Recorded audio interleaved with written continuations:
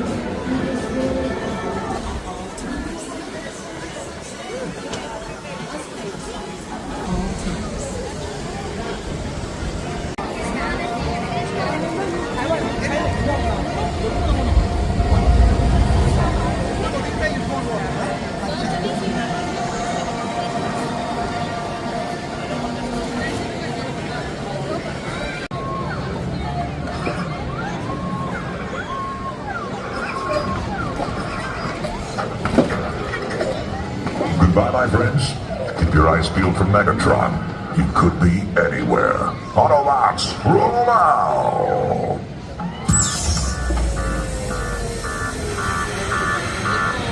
Their surroundings, problem solving, split-second decisions.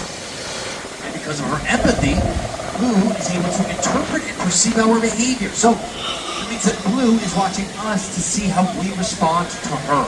Which is why it is crucial that we remain calm, confident, and friendly. That way Blue recognizes that we do not pose a threat to her. We do not feel threatened by her. She is now watching this group in front of her, determining whether she views this pack as allies, possible threat, or potential. Takes up an espionage job at a retirement home. As we're pulling in, though, I'm going to say keep your vision to the right a lot of the time, because that's where you're going to see the different sections of our metro sets, and you'll see a few different areas where they've set up for Stuart Fills to save the universe. The first one being Courthouse Square, which is famously known for being used in Back to the Future. Right out, my man on the inside, where they have their little after party at the retirement at the finale too. Right, it's a great show, so I definitely recommend checking it out. And then next, we're going to see a little bit into Brownstone Street. This is where they filmed the outdoor sets for St. Denis Medical, so it's a little bit hidden at the moment of it. Language is on the signage, right? Little details. We even bring in these lampposts. We can change these out. We can bring in completely different things, or we can make it look like there are no lampposts here at all. Now, this little area with the tents and the chairs and tables, this is what we call holding.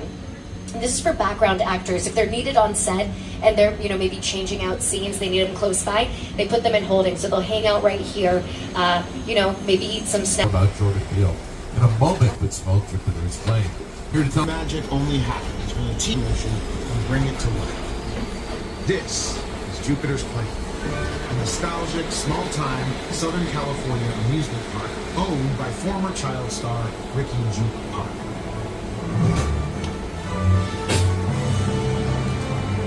Over there, look into the Winky Well. Have your picture taken just like the kids in that old 90s movie Teen. That's what this whole place is loosely based on. Remember that one? No?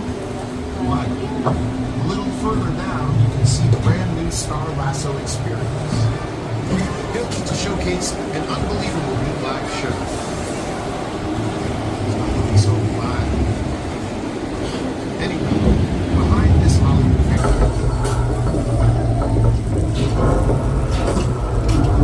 You'll notice coming up over here. Excuse me, on your right-hand side, there's a big blue wall. So this area of the back lot is called Falls Lake. In front of the blue wall, there's a deep basin that they can fill with water. They do some really good scenes with. Now, this scene was all filmed out here. So you know that Tom Hanks, as we head on back to the theme park, I thought we'd wrap it up, talk a little bit more about Jaws, the 50th anniversary. It's a well-told story about how difficult it was to film the movie. Waited another 15 minutes until I'm sure the bus left, and then I had the entire lot to myself that day. And in those days, movie lots were so crowded because all movies were made on film lots. Today they're made all over the world, on locations, but most of it was focused to those. I actually have a special guest to show you a little bit more. I've got one of the coaches. It's Snoop Dogg. Hey there, Studio Tour. I'm Snoop Dogg. If you're a fan of our classic monster movies, Creature from the Black Lagoon used it. We're about to pass by a very popular...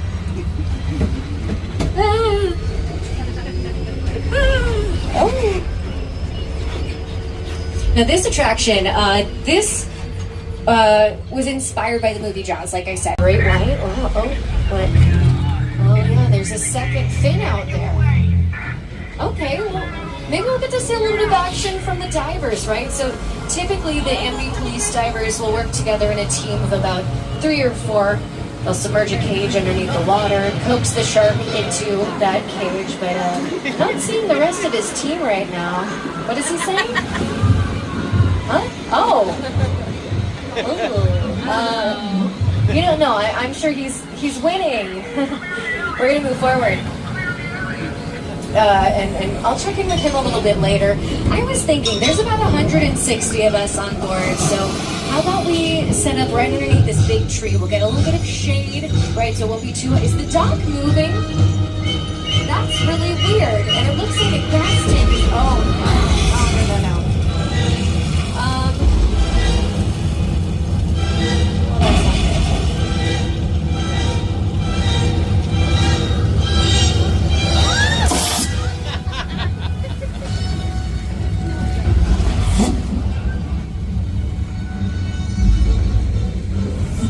At least keep the arm inside, though. But thank you for the thumbs up.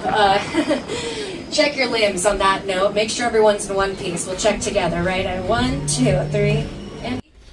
Gosh, it ended up being a huge success. Jaws became known as the first summer blockbuster ever. We're pulling into real water, right?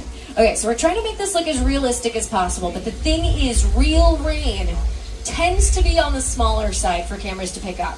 The droplets are a little too tiny, so we have to enlarge the size of our rain droplets to kind of ensure that they will be picked up by the camera. But the other key ingredient to filming water is light. The darker it is in the sky, the harder it is to see the rain droplets. So we can actually see where the sun is touching the water droplets. We have great refraction of that light onto the water. That's what's going to make them pop for the camera. In the cloudier areas, shadier areas, what's happening? Oh, we've got a flash flood coming in. Watch out, everyone. Stay seated.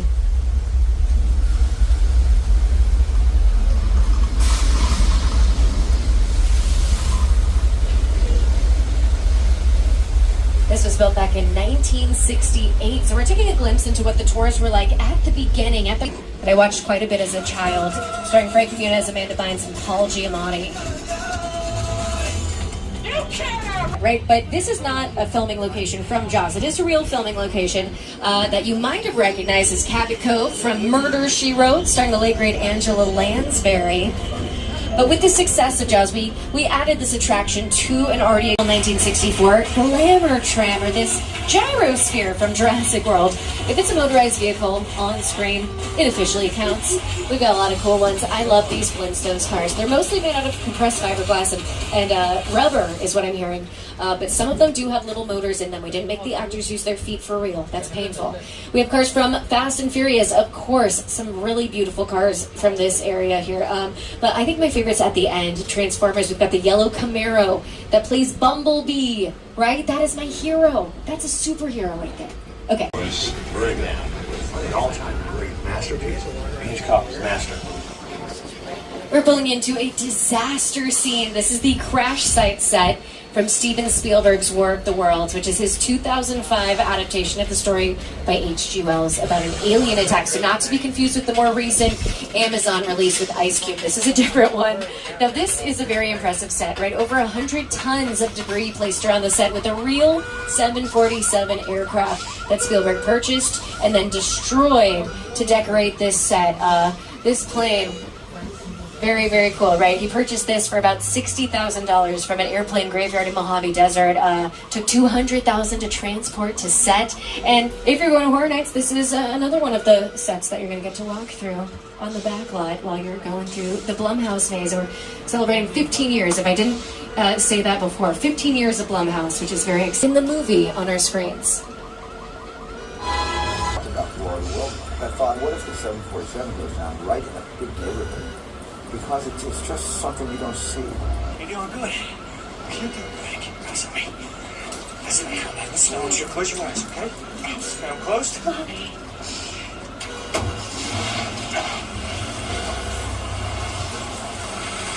Robbie, get in. Get in.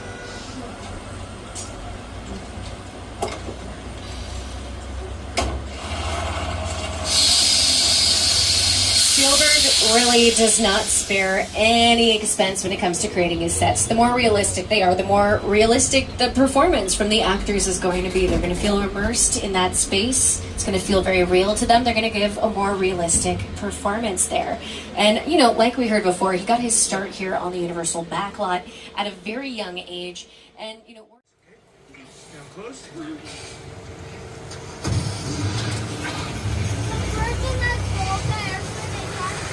Robbie, get in. Get in. That's a real 747 plane. It had been retired. Production bought it for about $60,000. They cut it up into pieces, shipped it out here to California, and that cost us. We got about 10 minutes left to the end of the tour. We'll be returning to the theme park shortly. If you have a medical emergency, please pull the red.